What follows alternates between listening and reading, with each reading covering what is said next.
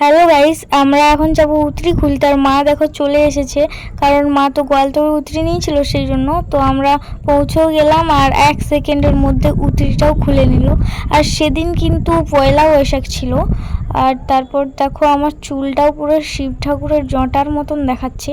আর আমার মালাতে ওই উতরিটা আটকে গিয়েছিল, তো ওটাই ছাড়াচ্ছিলাম। তারপর খুব খারাপ লাগছিল, যেটা সবারই লাগে। তো 2-3 দিন 4 দিন ওই উতরিটা গলায় পরে ঘুরলাম, এত কিছু করলাম, আনন্দ করলাম, খারাপ তো লাগবেই না। তারপর পায়ে একটু ব্যথা করছিল, প্রণাম সেবে খেটেছিলাম বলে। আর কাদা লেগেছিল, কারণ হচ্ছে ওই আসার সময় আমরা প্রণাম করেছিলাম, সেই জন্য কাদা লেগে গিয়েছিল। আর ওইভাবে নামার কারণ ওইটাই, আমার পা ব্যথা করছিল সেই জন্য।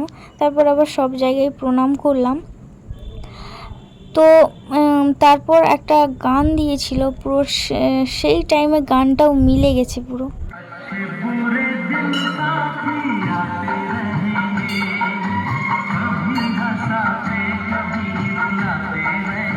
তারপর বাবার মাসি বাড়িতে আমরা অনেকক্ষণ ছিলাম, ওখানে চান টান করেছিলাম। তো খাবার খেতে বলছিল, কিন্তু বাড়িতে যেহেতু রান্না হয়েছিল সেই জন্য আর ওখানে খাইনি, ভাই শুধু খেয়েছিল।